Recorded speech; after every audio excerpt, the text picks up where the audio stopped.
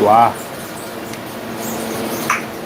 बिल्कुल गाँव वाला स्वाद होइए मिथिलावासी, बिल्कुल गाँव वाला।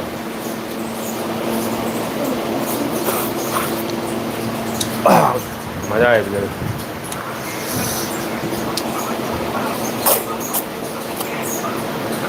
वाह,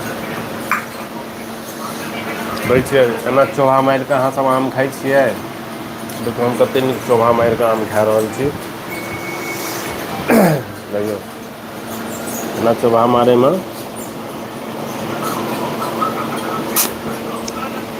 वाह, बहुत स्वाद छै मिथिलावासी।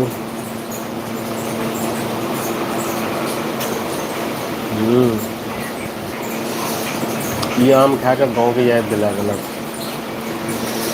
गाँवके अपन फेवरेट बम्बइ आम छियै।